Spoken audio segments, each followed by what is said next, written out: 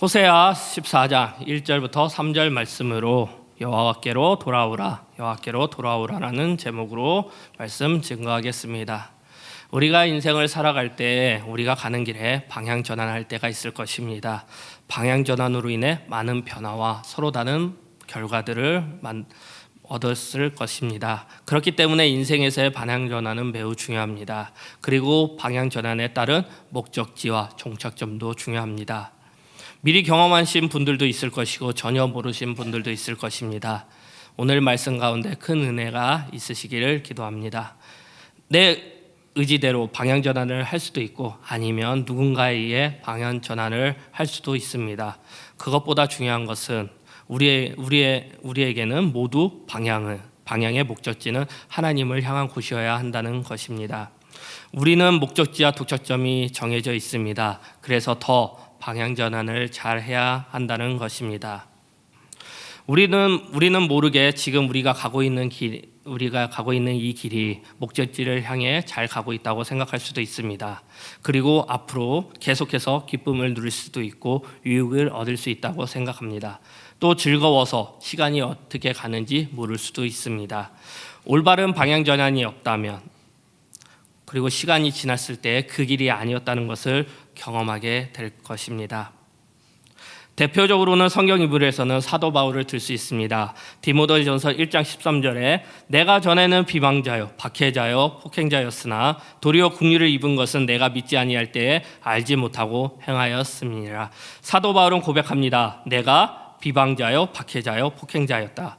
그런데 하나님께서는, 특히 예수님께서는 사도 바울을 길에서 만나 주시고 사도 바울은 그 길에서 방향을 바꾸고 십자가의 복음을 전하는 열정의 사도가 되었습니다.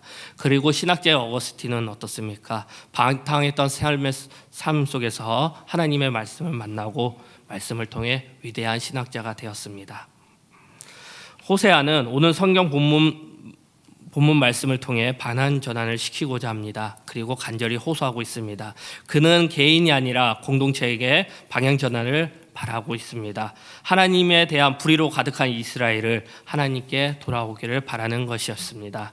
하나님의 계획은 심판만 이야기할 수 있는 것이 아닙니다. 하나님은 사랑의 하나님이십니다. 우리를 구원하시는 하나님이십니다. 그렇기 때문에 이스라엘뿐만 아니라 우리도 사랑의 하나님께 방향 전환을 해야 합니다. 말씀 보겠습니다. 1절 말씀입니다. 1절 말씀 같이 읽겠습니다. 시작. 이스라엘아 내 하나님 여호와께로 돌아오라. 내가 불의함으로 말미암아 엎드려졌느니라. 호세아가 이스라엘에게 강하게 말하고 있습니다. 호소하고 있습니다. 이스라엘아 내 하나님 여호와께로 돌아오라 라고 말하고 있습니다. 호세아 14장은 호세아에서의 마지막 결론적인 설교입니다. 이스라엘에 대한 마지막 호세아의 설교이자 호소입니다.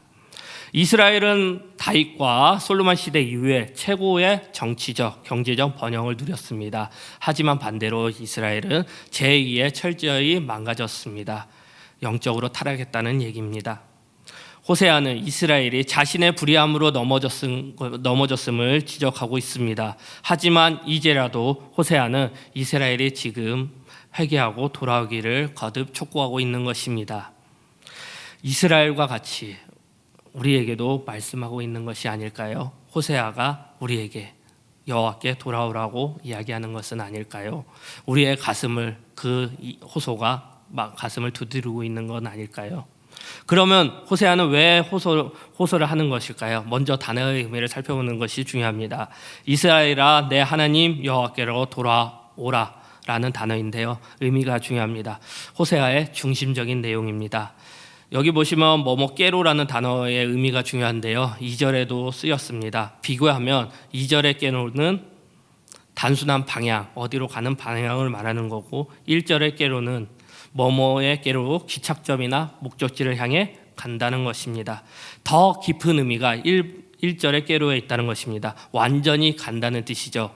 그러므로 1절은 하나님 품 안으로 완전히 돌아가겠다는 회개의 선포의 의미가 있는 구절입니다. 더 나아가 뭐뭐께로 돌아오라는 완전히 돌아가고 하나님과 함께하는 상태, 완전히 회개한 상태를 의미하는 것입니다. 그것은 지금까지 범한 모든 죄악들을 회개하고 오직 하나님만 의지할 분이심을 깨달으며 과거에 하나님과 맺었던 언약을 기억하고 그들이 지켰던 하나님께로 돌아오는 말입니다. 그래서 호세아는 이스라엘에게 계속해서 돌아오라고 말하는 것입니다. 하나님의 관심사는 무엇일까요? 우리가 하나님께로 돌아오는 것입니다. 우리가 가장 먼저 하나님께 해야 되는 일도 우리가 하나님께 돌아가는 것입니다. 하나님께 돌아가시기 바랍니다. 지금 다른 방향을 가고 있습니까? 하나님께로 방향을 바꿔 가시기 바랍니다. 방향을 바로잡지 못하고 고민하고 계십니까? 하나님의 방향으로 바로 잡으시기 바랍니다. 하나님께 진실되게 나아가는 것입니다.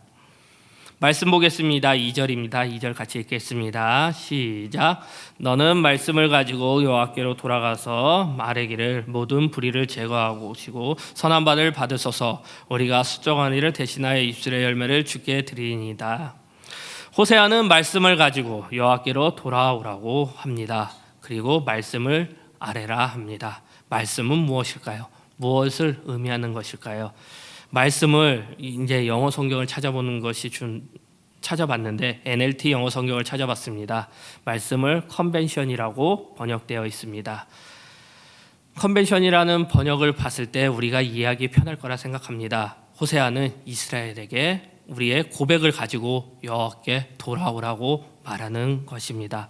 어떤 고백을 말하는 것일까요? 하나님께 돌아오겠다는 고백, 다른 것으로부터 방향을 하나님께로 돌리겠다는 고백일 것입니다. 하나님만 바라보고 살겠다는 고백일 것입니다. 호세아는 이스라엘의 방향 전환을 이야기하고 있습니다. 이스라엘이 자신의 불의로 넘어지는 것을 하나님께 방향을 돌리는 것입니다. 이스라엘로 하여금 하나님의 품 안으로 완전히 돌아갈 것을 말하는 것입니다. 호세아는 이스라엘이 회개하고 주님께 하나님께 돌아오기를 간절히 소원하고 있는 것입니다. 그러면서 호세아는 어떻게 고백하는지를 알려주고 권면하고 있습니다. 호세아는 여호와께 돌아왔을 때 구체적인 고백이 필요하다는 것입니다. 그 고백을 오늘 성경 말씀을 통하여 자세하게 살펴보겠습니다. 그 고백을 통하여 우리의 신앙과 믿음, 삶을 살펴보시는 시간을 가지시기 바랍니다. 그 고백이 우리의 삶 속에서 체크 포인트가 되시길 바랍니다. 첫 번째입니다. 상한 심령을 가지고 고백하는 것입니다. 첫 번째, 상한 심령을 가지고 고백하는 것입니다. 다시 한번 말씀 보겠습니다. 2절 말씀입니다. 2절 읽겠습니다. 시작. 너는 말씀을 가지고 여호와께 돌아와서 아뢰기를 모든 불의를 제거하시고 선한 바를 받으소서. 우리가 수송아지를 대신하여 입술의 열매를 주께 드리니이다. 입술의 열매가 왜 수송아지를 대신한다고 생각하십니까? 수송아지는 제사를 의미합니다. 하나님께 제사 드리는 희생 제물인 것입니다. 호세아가 말하고 싶은 것은 모든 불의를 제거하는 것입니다. 우리의 나쁜 마음, 나쁜 행동을 버리라는 것입니다. 더 나아가 제사를 드리는 우리의 태도에 대해 호세아는 말하고 있는 것입니다. 희생 제물이 아니라는 것입니다. 입술의 열매라는 것입니다. 구체적인 우리의 입술의 열매를 통한 고백이 있어야 된다는 것입니다.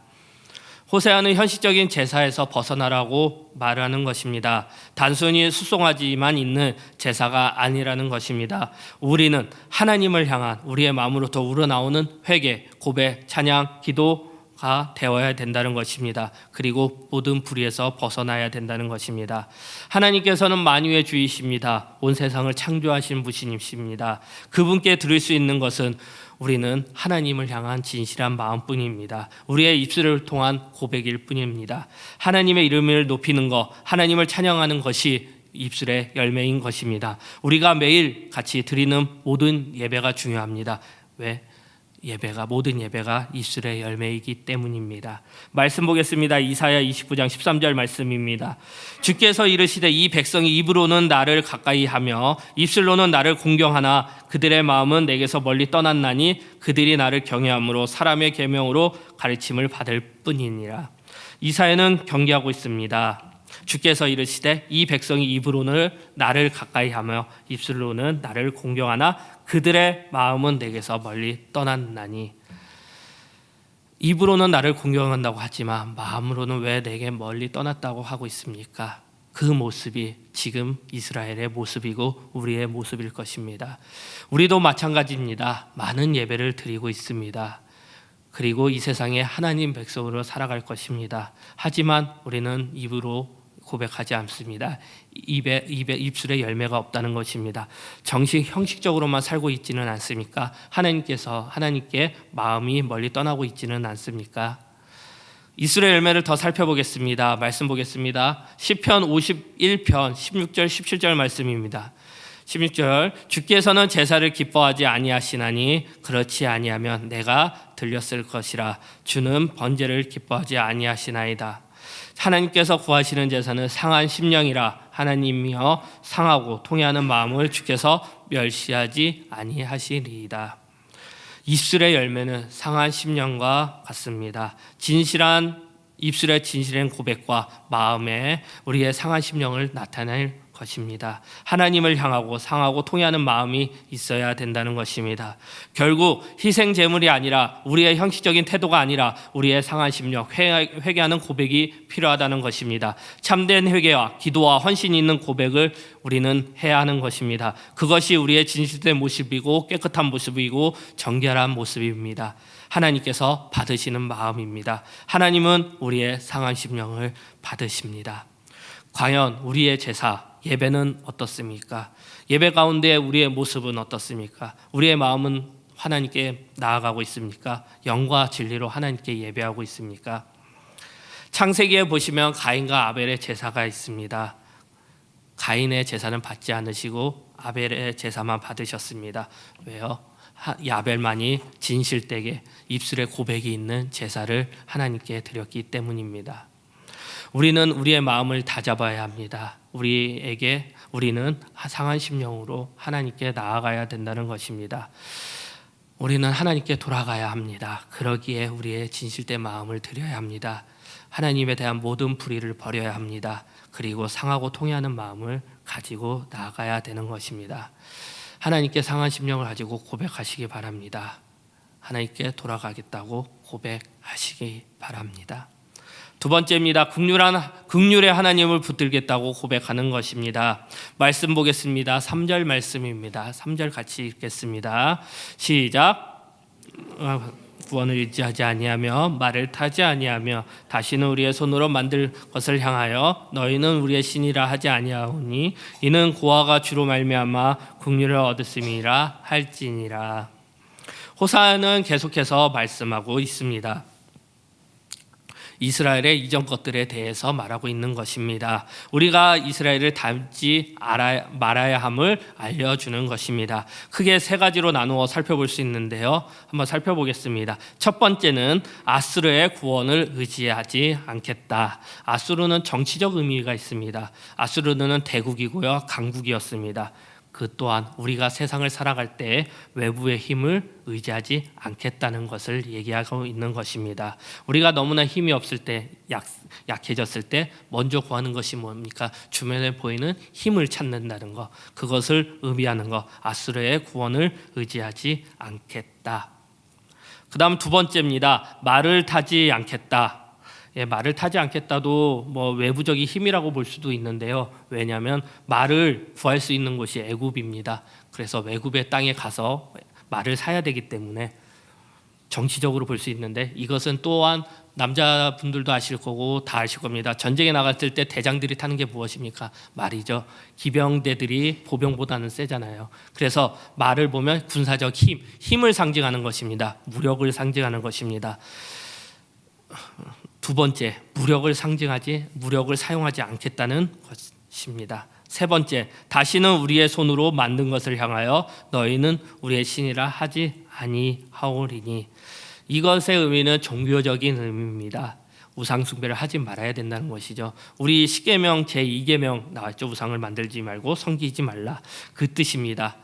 종교적인 의미가 있는 것. 첫 번째, 정치적, 군사적, 종교적 의미. 이 모든 것을 의지하지 않고 온전히 나아가자, 하나님께 나아가고자 하는 얘기입니다. 세상 것에 의지하지 말고 기대하지 말라는 것이 결론입니다. 우리의 모습을 봤을 때 우리가 세상 것을 기대하고 의지하지 않습니까? 이 모든 것들은 허황된 것입니다. 우리는 하나님 앞에서 잘못되게 살아가고 있습니다. 잘못된 신앙생활을 하고 있습니다.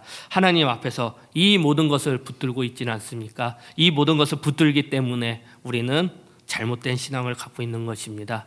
이 모든 것을 버려야 한다는 것입니다. 우리의 삶 속에서 정치적, 군사적, 종교적, 우리의 모든 사회 외부적인 모든 힘들, 그리고 우리가 생각하는 모든 힘들을 버려야 한다는 것입니다. 하나님 이외의 모든 것을 버려야 한다는 것입니다. 그리고 인간의 행동을 그만하라고 합니다. 하나님께 돌아가기 위해서는 인간의 것도 끊어야 하는 것입니다. 인간의 것을 붙들지 말라는 것입니다. 그보다 더 큰 것이 있다는 것입니다. 어느 것 하나 우리가 안 하는 것이 없습니다. 오늘날 우리가 반복되게 살고 구하고 의지하는 것입니다. 그래서 방향 전환이 필요한 것입니다. 시선을 돌려야 됩니다. 우리가 가는 길에서 다른 곳으로 가야 됩니다. 그곳이 바로 하나님이십니다. 3절에 주로 말미암아라는 성경 구절이 있습니다. 이것은 주로 말미암아 하나님께서 하신다는 것입니다.